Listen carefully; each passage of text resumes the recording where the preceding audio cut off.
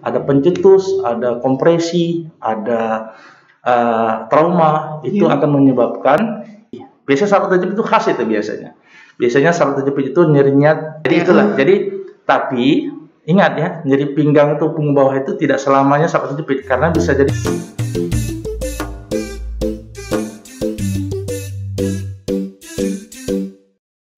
Halo, Assalamualaikum warahmatullahi wabarakatuh.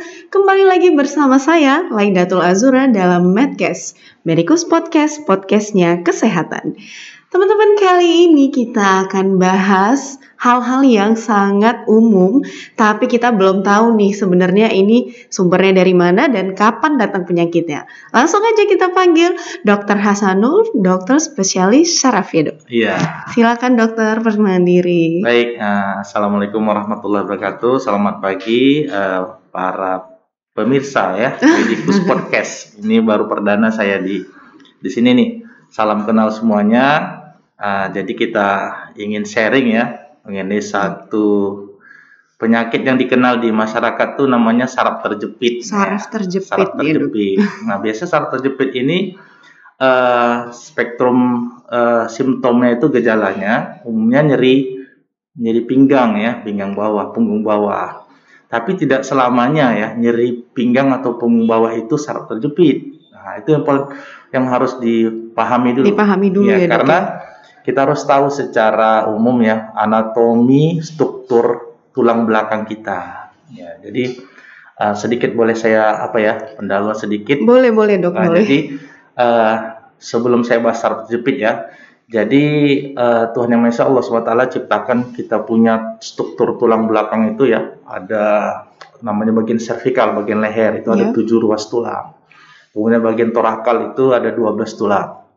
Kemudian bagian pinggang itu ada namanya lumbal, vertebra lumbal itu ada 5 ruas tulang. Dan selanjutnya sakrum dan coccygeus.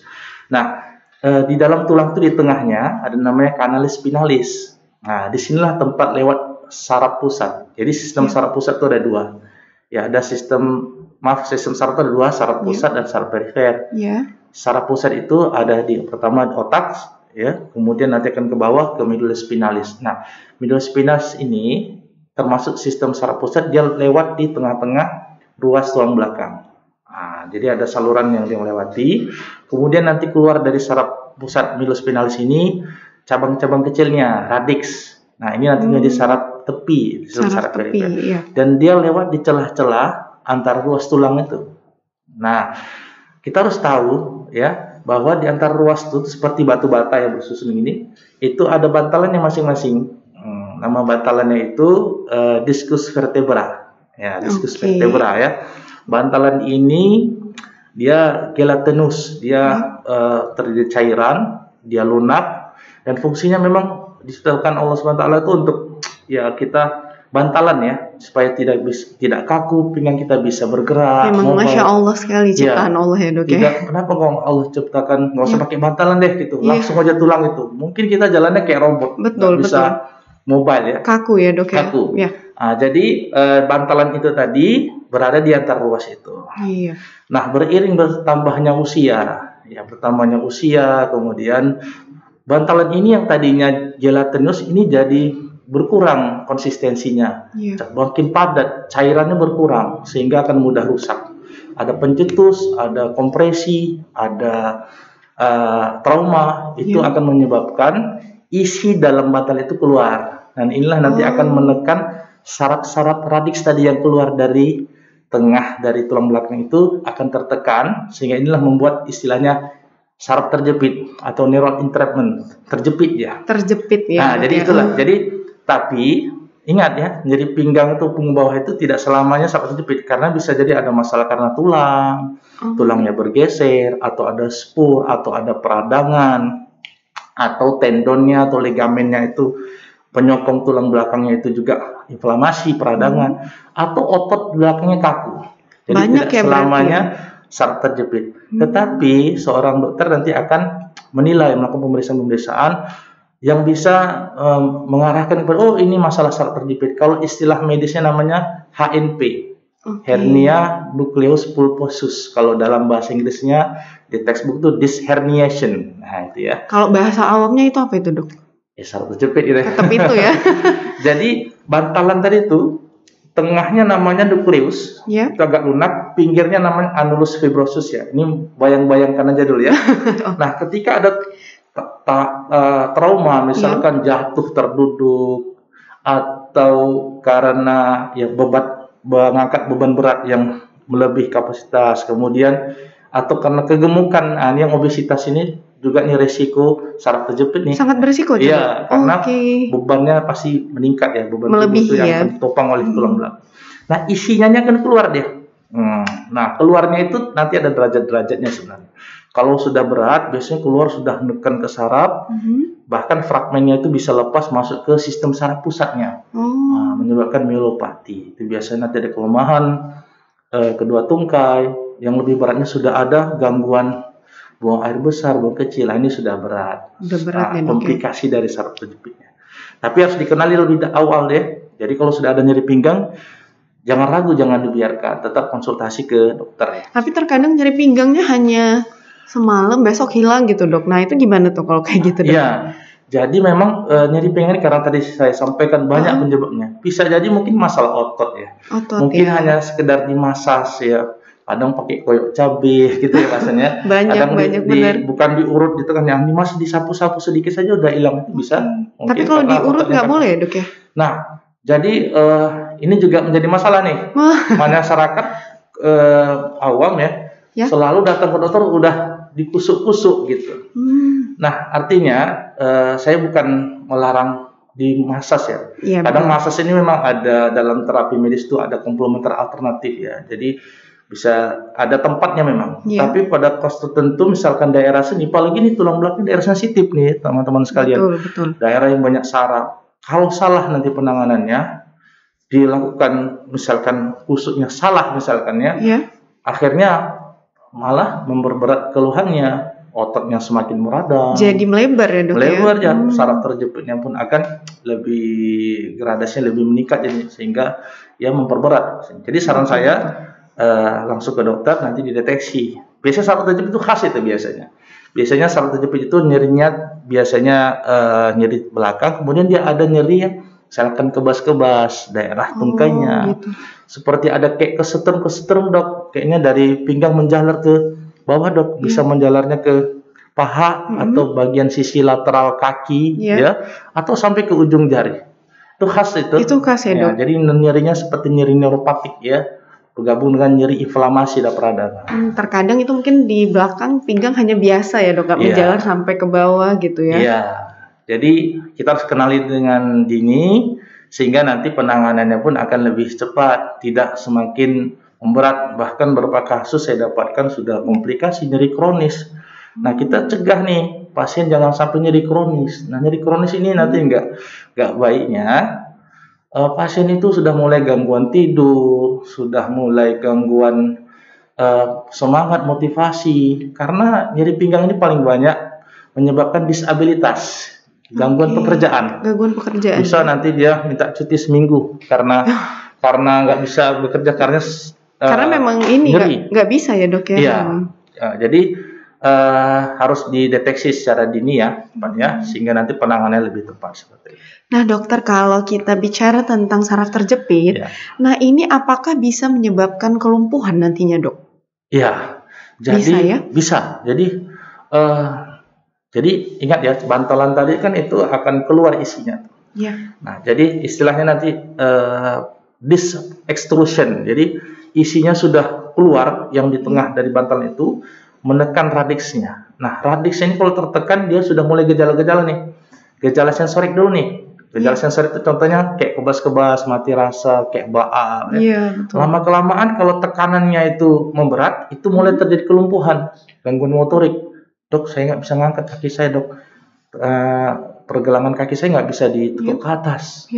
Nah, artinya sudah mulai nih gejala motorik. Sudah ada ya, Dok ya. Nah, kalau dibiarkan lama-kelamaan, yang isi dalam ini nanti akan lepas dia. Fragmen-fragmen kecil. Nah, ini bisa masuk ke sistem saraf pusatnya. Tadi kan masih tepinya nih ya, radiksnya ya. Masuk ke dalam, sehingga nanti akan memberikan satu gejala yang berat lagi. Dok, saya mulai buang air besar saya, air kecil saya dok terganggu, kadang Jadi susah. semakin parah ya dok Iya, ya. gejala otonomnya muncul ya, kelemahan bahkan bisa sampai di kedua kaki. Nah kalau sudah seperti ini, ujung-ujungnya nggak bisa bergerak, ototnya mengecil, lama-kelamaan pasiennya bisa lumpuh. Jadi lumpuh ya dok ya.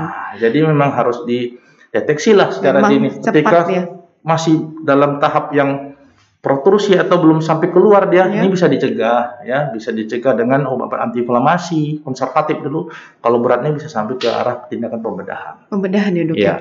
Nah pada usia berapa biasanya itu dok?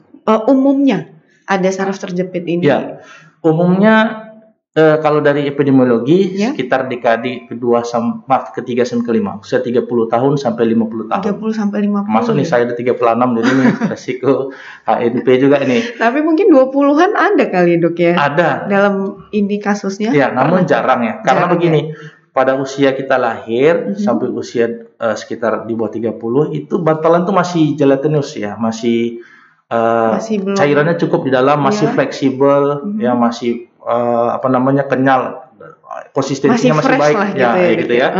Nah 30 tahun ke atas sudah mulai nih, udah mulai degeneratif dia, mulai dia susut, mulai dia kurang cairannya, mulai kaku dia, mulai menipis. Nah, nanti istilahnya degeneratif disc. Makin bertambah usia makin berat. Biasanya pasien tuh kadang kita foto polos aja nih, foto polos itu nampak nanti antara ruasnya tuh sudah mulai menyempit. Nah ini sudah mulai disc degeneration, sudah mulai menipis ya. Lama-kelamaan menipis ya, muncul nyeri pinggang. Bahkan post-degenerasi sudah mudah keluar dia isinya. Iya. Padahal ini konteksnya hanya nyeri pinggang ya dok. Iya. Tapi ternyata parah ya. Iya.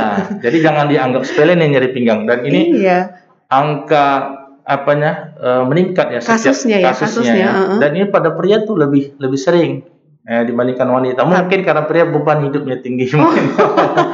Dia mencari nafkah, mungkin luar sering ngangkat berat. Luar biasa, Masya Allah.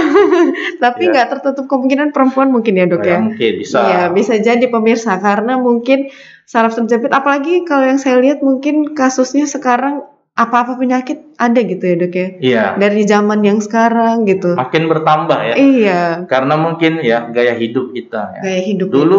Dulu kita punya anak ya, kita yang ngurus ya. Sekarang karena sibuknya kita, anak pun dititip sama orang tua. Orang tua bisa. Sudah degeneratif disc-nya. Betul sekali. Memang senang lihat cucu ya. Ya, memang ini ada plusnya ya. Jadi ada penelitian unik nih di luar konteks ya. Iya, boleh. Seorang orang tua yang dia mengurus cucu ya, dia senang cucu itu bisa meningkatkan kognitif, mencegah pikun gitu ya. Mencegah pikun. Tapi lihat juga cucunya kalau banyak kali buat repot ya, dia bahagia tuh. Tapi satu sisi harus tahu nih, diskus kita udah mulai degeneratif. Ini semua pun betul. Anak cucu pun yang beratnya sudah di atas 5 kilo udah diangkatin. Itu udah bahaya ya dok. Akhirnya lama-kelamaan disnya semakin nipis, isinya bisa keluar, jadi sakit saraf terjepit tadi. Nah itu mungkin sedikit tips dari Dokter Hasanul ya, kalau untuk mungkin, tapi sebaiknya itu jangan ya dok ya. Iya, jadi sebaiknya pencegahannya adalah kita harus tahu nih tulang belakang kita kenali. Tulang belakang ini kita harus tahu ya posisi idealnya. Sebenarnya kita duduk nih, seperti kita duduk nih. Jangan bersandar, jangan terlalu membungkuk ya. Ini harus tegak lurus ya. Karena tulang belakang itu seperti huruf C terbalik. Nah, kalau kita ngangkat sesuatu salah, ngangkat dalam posisi membungkuk ya, dia ngangkat, akhirnya tekanan di pinggang itu akan meningkat, diskusnya meningkat, akhirnya tulang belakang itu bisa lurus tuh. Kalau di foto polosnya nampak tuh lurus. Lumbar strain istilahnya ya. Nah, akhirnya apa? Akhirnya muncullah nyeri tadi. Nah, jadi kalau duduk jangan terlalu lama. Paling tidak mungkin setengah jam atau 1 jam kita harus stretching.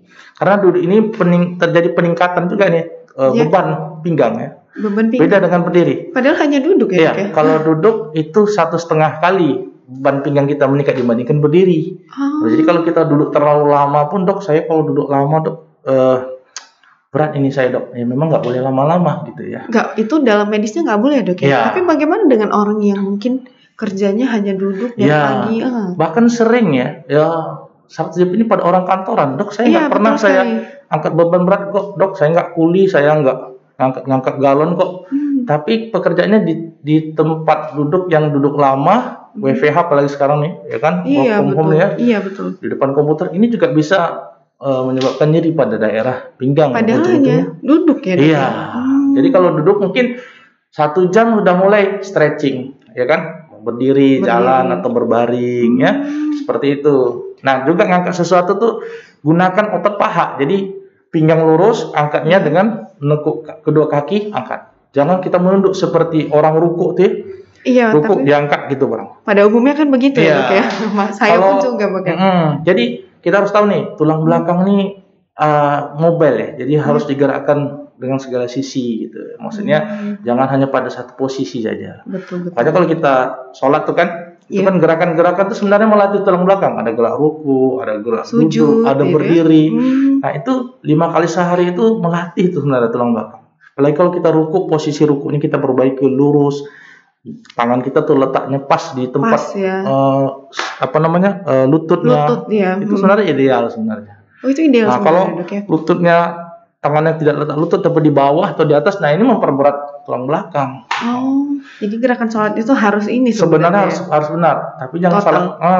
Karena ada bilang gini, oh nggak boleh ruku, nanti bahaya. Sebenarnya kalau rukunya benar tidak bahaya, tapi kalau rukunya tuh benar, lurus, kemudian ininya menopang pada daerah lutut, itu tidak akan sampai menyebabkan nyeri pinggang ya.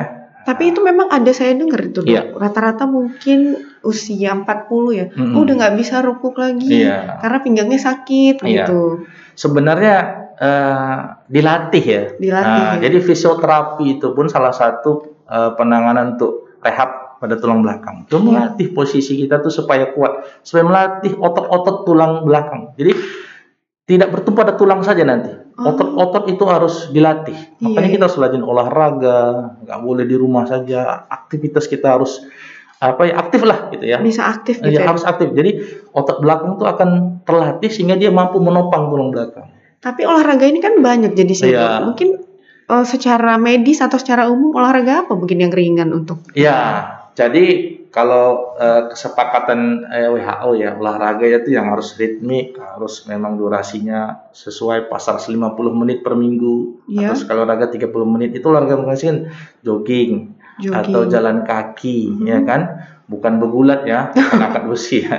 Nah, termasuk berenang. Ini berenang salah satu olahraga bagus nih bagi para penderita saraf terjepit nih, kecuali yang sudah berat ya. Iya, betul. Dan pastikan pandai berenang ya, gitu ya. Jadi berenang ini ternyata memang ada beberapa penelitiannya ya. Iya. Jadi beberapa pasien pun juga kita sarankan berenang seminggu sekali, bahkan seminggu 2 kali selama 30 menit dengan bukan berenang pada yang tempat dalam ya, hanya sekedar sebatas pinggang dia, sebatas dada, dia hanya floating saja. Itu bisa meregangkan ya tulang belakang, merelaksasi otot belakang.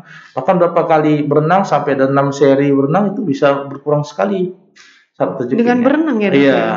Tapi kalau sudah berat, sudah ada gangguan kelemahan, sudah ada gangguan otonom, buang air kecilnya terganggu, ya, lumpuh. Nah, ini tidak lain terapinya bahkan bisa tindakan pembedahan. Jadi pembedahan biasanya tuh dokter bedah tuh akan melakukan bedah saraf biasa atau bedah ortopedi, dia melakukan namanya laminektomi. Jadi kan jepitan saraf itu kan terjepit oleh si bantalan tadi.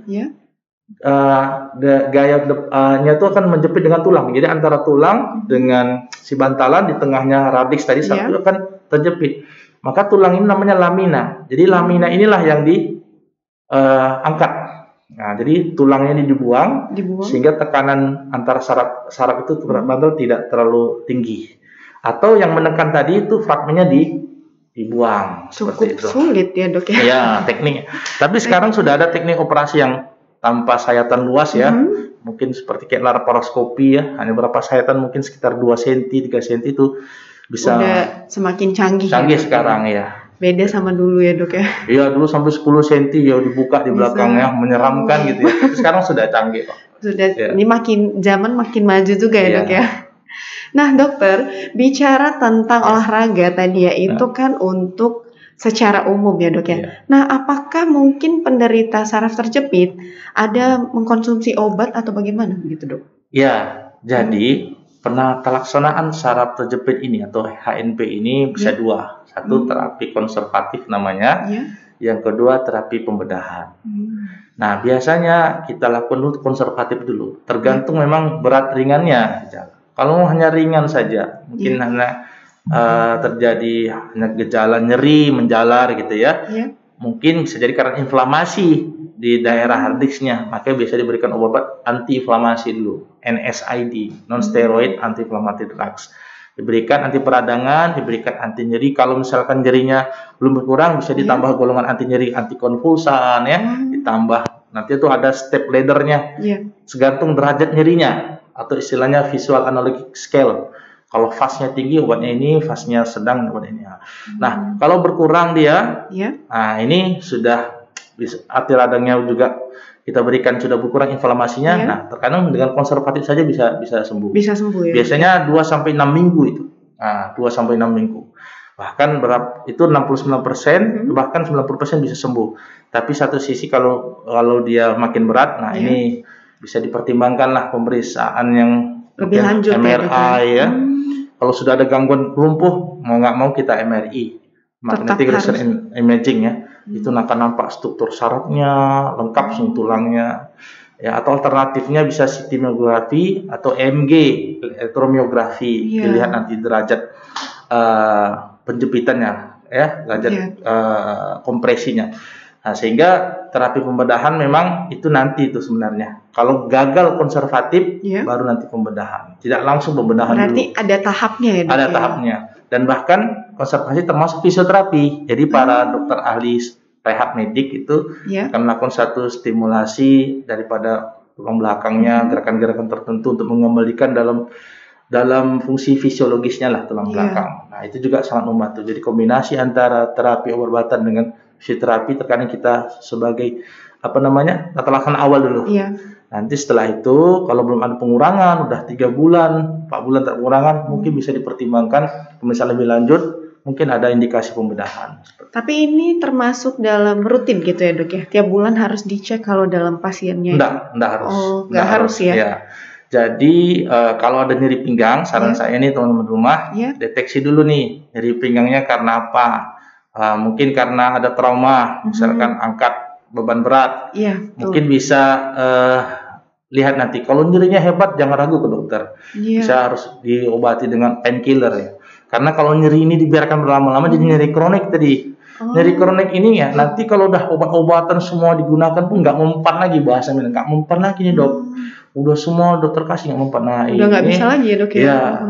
Dan penting nih, nyeri itu tidak semata-mata dengan obat. Ada kognisi, ada motivasi. Jadi motivasi penting pasien. Terkadang pasien kasih obat, mungkin obat-obat paracetamol gabung dengan diclofenac saja udah hilang. Iya mungkin ya dok ya. Ada yang dikasih paracetamol aja udah hilang gitu ya. Ada yang dikasih sampai antikonvulsan, sampai opioid segala macam itu belum hilang juga. Itu faktor motivasi, faktor kognisi. Saya sering bilang ke pasien gini, Bu, nggak selamanya nyeri itu harus dimusuhi. Karena nyeri ini sebagai tanda ada gejala penyakit, ada sesuatu di belakang. Yang kedua, kalau dalam kita konsep sakit itu ibadah juga. Kalau kita sabar, ikhlas nerimanya, itu penggugur dosa. Itu pasiennya semangat itu. Nggak apa-apa dok, saya sakit sedikit, penting saya sabar dapat pahala gitu ya. Gitu ya. Itu sudah nyeri-nyeri kronik ya. Tapi kalau nyeri akut, tetap harus painkiller. Dia langsung dihentikan nyerinya karena itu sebagai tanda vital ya. Vital sign yang harus kita cermati.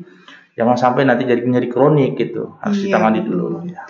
Nah ini sebenarnya bukan penyakit yang dianggap remeh ya dok ya. Saraf terjepit ini ternyata pemirsa ini sangat berbahaya kalau penanganannya tidak cepat ya dok ya. Nah kalau tadi bicara tentang saraf terjepit dan informasinya dok, ini kan tadi dokter sudah memberikan tips dan saran. Atau mungkin ada tips-tips agar kita terhindar gitu dok untuk pemirsa di rumah? Iya, baik ya. Penyebab nyeri pinggang ini paling banyak 60-70% tuh, bahkan katakan 80% tuh masalah mekanikal ya, masalah bukan ada karena saraf terjepit sendiri ya. Jadi pinggang itu mekanikal. Misalnya mekanikal itu masalah tendon, di tulang, di otot gitu ya, karena salah posisi ya, salah mengangkat atau duduk terlalu lama. Nah, tidak semata-mata langsung saraf terjepit. Jadi cegah dari sekarang dengan gaya hidup sehat tadi. Ya, kalau mengangkat sesuatu hindari dengan posisi yang salah. Ya, dengan posisi yang benar, duduk yang terlalu lama, sudah stretching. Kemudian kalau misalkan nyeri pinggangnya sudah mengalami gangguan, tadi saya katakan sudah mulai ada kelemahan, atau nyeri pinggangnya dialami pada usia sudah di atas lanjut, ini pun jangan dianggap sepele ya. Atau ada demam, ada berat badan yang menurun dengan nyeri pinggang tadi. Nah, itu istilahnya red flag. Red flag ini bendera merah. Ini ada sesuatu tanda nih. Atau nyeri pinggang pada usia di bawah 20 tahun. Ini juga jangan anggap sepele ya. Nah, ini jangan ragu, kita konsultasi dengan dokter. Tetap harus datangi dokter ya. Karena banyak nyeri pinggang ini dianggap biasa gitu. Usia tua lanjut nyeri pinggang dianggap biasa itu. Hal biasa ya. Kusuk-kusuk aja. Rupanya sudah HNP-nya sudah berat. Jadi HNP itu dia bisa nekannya ke tengah, bisa nekannya ke samping. Ya, kalau ke samping gejalanya seperti itu, tapi kalau ke tengah itu ke saraf pusat itu nanti. Nah, jadi ternyata sudah lama HNP-nya atau saraf terjepitnya. Jadi atau pada usia muda bisa jadi nyeri pinggang karena mungkin bisa jadi ada neoplasma, ada tumor, ada infeksi segala macam yang banyak. Jadi jangan ragu juga konsultasi ke dokter, tapi cegah dengan tadi posisi kita harus benar dalam duduk, dalam mengangkat sesuatu, termasuk berat badan. Nah, berat badan harus dijaga. Berarti pola hidup sehat ya. Nah, dokter, kalau kita bicara tentang saraf terjepit mungkin nggak cukup waktunya, dok ya? Banyak ya? Banyak. Sangat banyak sekali gitu. Nah, dokter, mungkin kita bisa berjumpa di lain waktu, dok? Untuk membahas hal lain mengenai saraf, boleh ya, dok? Boleh. Nanti tim kita panggil dokter kembali. Saya sangat senang sekali. Mudah-mudahan ini jadi edukasi kepada Iya, betul sekali. Jadi kan ilmu jariah juga kepada kita, ini termasuk Azura juga yang memandu kita hari ini sangat baik. Jadi banyak nanti pencerahan-pencerahan tentang kesehatan ya. Betul sekali. Bisa harapan kita masyarakat sehat secara holistik. Jadi sehat itu tidak hanya semata-mata fisik ya. Undang-undang nomor 36 tahun 2009 itu mengatakan sehat itu kesehatan adalah kondisi sehat baik fisiknya, rohani mentalnya, sosialnya dan spiritualnya. Ini faktor spiritual juga penting, faktor sosial juga menentukan derajat kesehatan seorang. Jadi mungkin nanti pembahasan mungkin kita luaskan ya ke arah sana gitu ya. Betul sekali, dok. Jadi dengan senang hati kita akan mengundang kembali nih, dok. Insya Allah, mudah-mudahan sehat selalu, panjang umur. Amin ya Allah. Baik dokter, nanti kalau ada yang ingin bertanya boleh di kolom komentar ya, dok ya. Nanti langsung dijawab dengan Dokter Hasanul. Insya Allah. Baik dokter, terima kasih untuk pertemuan hari ini dan kita jumpa lagi di lain waktu. Terima kasih pemirsa sudah menonton podcast edisi Saraf Terjepit. Jangan lupa tayang setiap hari Sabtu pada pukul 9 pagi. Terima kasih. Assalamualaikum warahmatullahi wabarakatuh. Waalaikumsalam.